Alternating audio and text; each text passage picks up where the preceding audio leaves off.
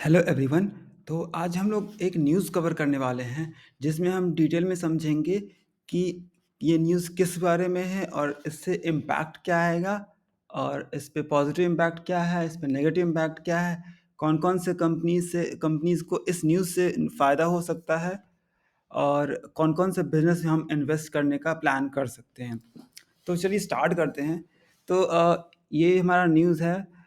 इस पे मैं उसको ब्रीफ़ करके बता देता हूँ कि गवर्नमेंट प्लान कर रही है इमर्जिंग टेक पॉलिसी जो कि कहती है कि 45% ऑफ जो न्यू डिफेंस ऑर्डर होगा, जो प्राइवेट सेक्टर को जाएगा। तो अगर अभी तक की बात करें तो जितने भी डिफेंस ऑर्डर होते थे, मोस्टली गवर्नमेंट सेक्टर के पास ही जाते थे।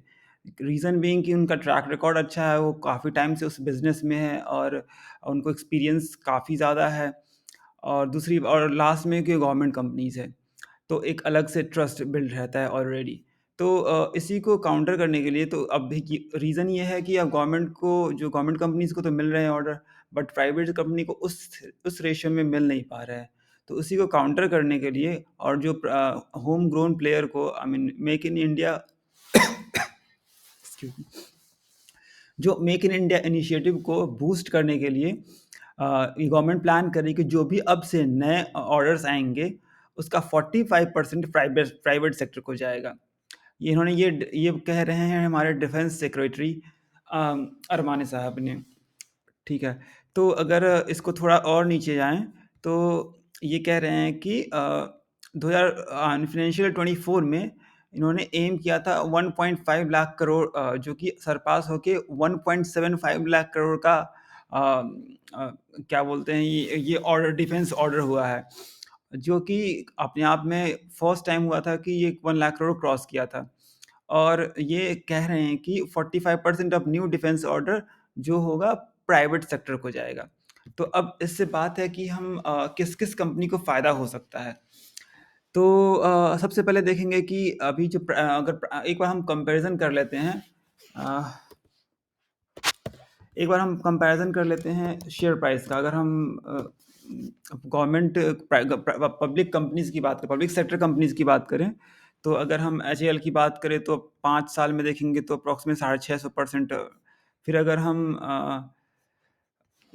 हम बीडीएल की बात करें तो इसका 5 साल में लगभग 500% डाउन है, 5% 500% अप है। और हम अ,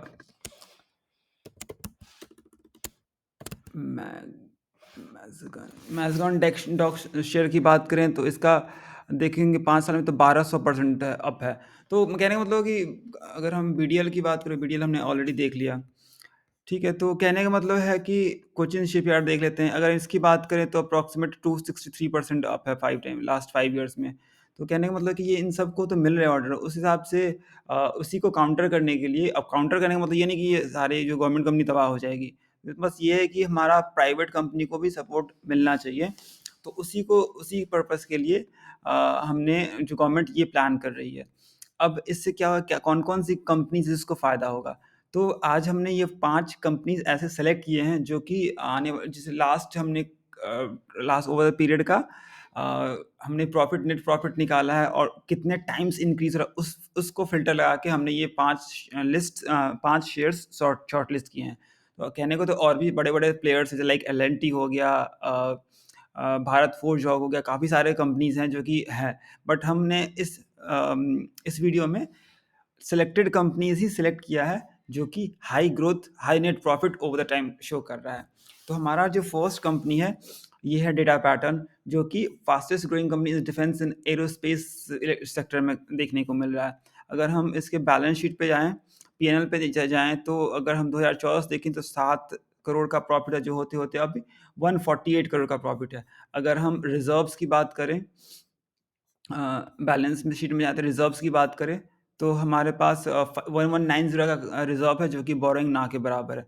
तो और हम एक बार शॉर्ट में देख लेते हैं, प्रोमोटर होल्डिंग भी देख लेते हैं, तो 42% प्रोमोटर के पास है, 7 और 9% डीआईएफआई के पास है और बाकी के जो 40% है, 41% पब्लिक के पास है। तो अब इसमें देखने वाले एक चीज़ और है कि ओवर द टाइम देखेंगे तो इसका एफआई और डीआई का इन्वॉल्वमेंट ओवर देखें डीआई का तो ऑलमोस्ट फ्लैट ही है, और एफआई का इन्वॉल्वमेंट हमारा इंक्रीज हुआ है कंपैरेटिवली। अब रीज़न बीइंग कि प्रोमोटर का शेयर होल्डिंग कम है और पब्लिक का ज़्यादा है, क्योंकि ये मिड कैप कैटेगरी में आता है, तो थोड़ा ये रिस्क ज़्यादा रहेगा इसमें। तो अगर हम वोलेटिलिटी की बात करें तो ये हमारे पास ज़्यादा डेटा है नहीं, रीज़न बीइंग ये 2 ढाई साल पहले ही अगर देखें एग्ज़ैक्ट तो 24 जन दिसंबर आई मीन 21 दिसंबर, तो लगभग ढाई 3 साल पहले लिस्ट हुई थी। तो उस हिसाब से देखेंगे तो इसका ग्रोथ है लगभग 2.5 टाइम्स इसका ग्रोथ है।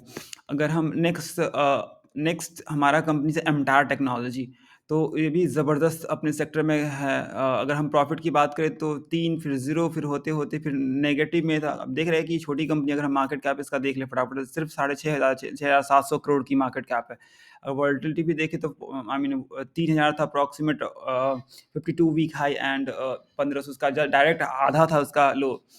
तो देख रहे हैं कि काफ़ी वॉलेटिलिटी देखने को मिल रहा है, क्योंकि अब हम हाई ग्रोथ एक्सपेक्ट करेंगे, तो हमें वॉलेटिलिटी भी झेलना पड़ेगा। हो सकता है कि आने वाले टाइम में 50% डाउन डाउन जाए, हो सकता है 0 भी हो जाए। तो इस हिसाब से वॉलेटिलिटी काफ़ी हाई रहता है इसमें, और तो हमारा ग्रोथ का भी चांसेस ज़्यादा रहता है, कंसीडरिंग द फैक्ट कि ये जो है ग्रोथ ओरिएंटेड सेक्टर है।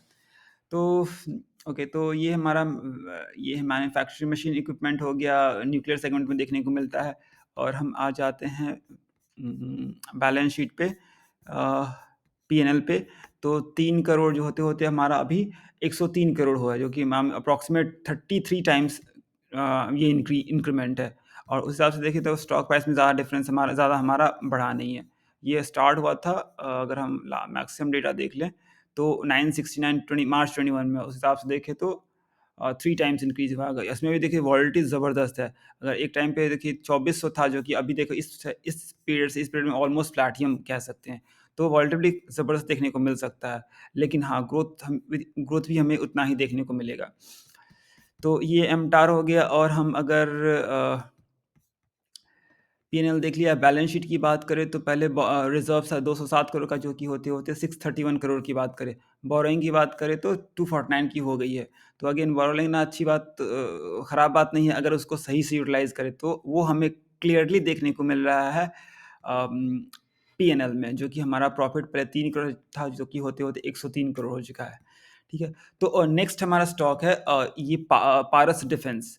ठीक है? तो इसका भी आईपीओ रिसेंटली आया था। रिसेंटली आई मीन 2 ढाई साल आई गेस, कोविड के टाइम पे आया था। अगर देखें तो 1 अक्टूबर 2021 में।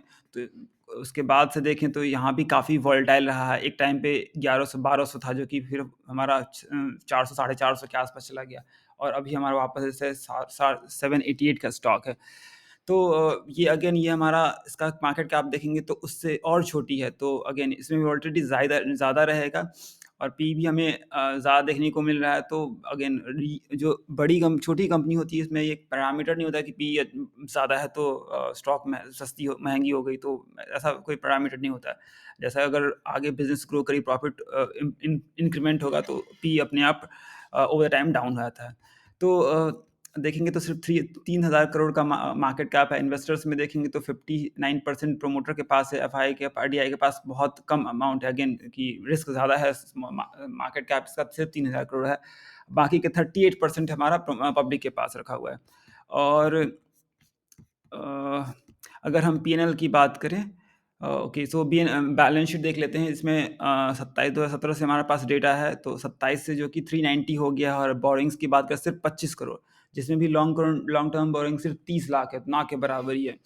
तो ये भी एक काफ़ी डिसेंट सा हमें देखने को मिल रहा है। और हम पीएनएल देखने हैं, बहुत ज़बरदस्त ग्रोथ है, तो आने वाले टाइम में और अच्छा ग्रो कर सकता है, कंसीडरिंग द फैक्ट कि गवर्नमेंट प्लान कर रही है कि 45% जो डिफेंस जो डील हो जाएगा, डिफेंस का जो मेक इन इंडिया इनिशिएटिव के तहत जो बिज़नेस जाएगा, प्राइवेट कंपनीज़ को जाएगा।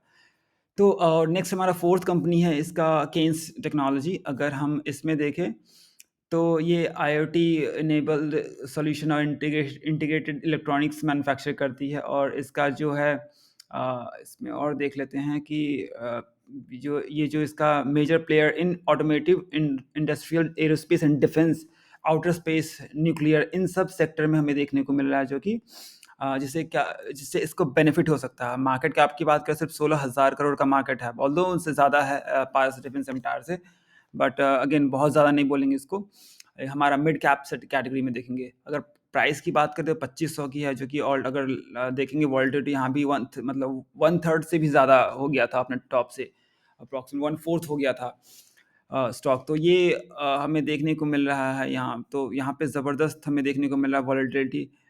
अगर हम देखें साढ़े 745 से हमारा डायरेक्ट हो गया, फिर 2668 जो कि हमारा 23% अप्रॉक्सीमेट 10 to 12% डाउन गया।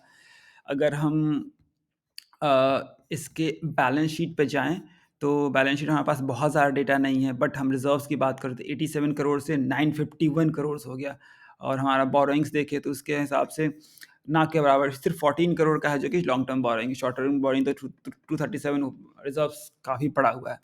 तो अगर हम पीएनएल की बात करें, तो 9 करोड़ का प्रॉफिट मार्च 2019 से, जो कि सिर्फ 4-5 साल में अप्रॉक्सीमेट 10 टाइम्स से भी ज़्यादा हो गया, 11 टाइम्स से भी ज़्यादा हो गया इनफैक्ट। तो ये भी काफ़ी ज़बरदस्त ग्रोथ है इसका। शेयर होल्डिंग पैटर्न एक बार देख लेते हैं हम। अगर देखें तो 57% है, और अगर यहाँ पे देखेंगे तो 63% है, और जो कि 63% से हमारा 57% अगेन हो गया कि इसमें तो डाउन हो गया 6%। तो डिपेंड करता है कि अब खरीदा किसने है। तो अगर देखें तो एफआईआई ने खरीदा है 12%, फिर डीआईआई ने भी खरीदा है, आई मीन 19.25, और पब्लिक से निकला है अप्रॉक्सीमेट 6%। तो देख रहे हैं कि हमारा ओवर द टाइम प्रोमोटर एफआईडीआई सारे ही खरीद रहे हैं इस प्रोडक्ट को, इस शेयर को पब्लिक से ऑफलोड करके। तो हमें अब ऐसा नहीं है कि एफआईडीआई खरीदा शेयर अच्छा ही होगा, बट ये एक पॉजिटिव साइन है कि हम उस हिसाब से हम एनालिसिस अपना कर सकते हैं। ठीक है, तो ये हमारा इन्वेस्टर हो गया। तो अगर हम देखेंगे ग्रोथ का, तो अगर ज़्यादा टाइम हुआ नहीं है, तो 2022 से अप्रॉक्सीमेट 1.5 साल में 3 टाइम्स हो गया हमारा ये शेयर। और हमारा आखिरी स्टॉक है आज का, वो है सोलर इंडस्ट्रीज़। सोलर इंडस्ट्रीज़ की बात करें तो नाम में सोलर लगा हुआ है, बट अगेन देखें तो ये हमारा एक्सप्लोसिव से सेगमेंट में देखने को मिलती है, और जो मैन्युफैक्चरिंग करती है propellants for missiles and rockets, warhead explosive. So इस सेक्टर में हमें देखने को मिल रहा है अगेन, जो कि हमारा 76% इसका रेवेन्यू है, मेजर पोर्शन बोलेंगे। और हम इसके बैलेंस पीएनएल पे आ जाते हैं। पहले तो हमारा देखेंगे नेट प्रॉफिट 100 करोड़ था 2012 में, जो कि 10 टाइम अप्रॉक्सीमेट 8 साढ़े आई मीन 8.5 टाइम्स इंक्रीज हो चुका है। अगर हम over the I mean 2000 financial 24 की बात करें तो अप्रॉक्सीमेट 9 टाइम्स से ऊपर चला जाएगा। तो काफ़ी इसमें भी 10 टाइम्स अप्रॉक्सीमेट ग्रोथ देखने को मिल रहा है। और हम इसके इन्वेस्टर्स पे जाएँ तो प्रमोटर ने 73% रखा हुआ है, एफआईडीआई ने रखा हुआ है 15, 5, 20 लगभग 21%, बाकी के सिर्फ पौने 6% पब्लिक के पास है। तो ये भी काफ़ी डिसेंट शेयर होल्डिंग पैटर्न है। बैलेंस शीट भी देख लेते हैं तो 387 का रिज़र्व था, जो कि अप्रॉक्सीमेट 8 टू 9 टाइम्स हो गया है। और बोरोइंग की बात करें तो हमारा इसको देखते हैं, लॉन्ग टर्म बोरोइंग में सिर्फ 512 करोड़ की लॉन्ग टर्म बोरोइंग है। तो ये भी काफ़ी डिसेंट सा share holding pattern, balance sheet देखने को मिल रहा है, ग्रोथ इसका ज़बरदस्त देखने को मिल रहा है।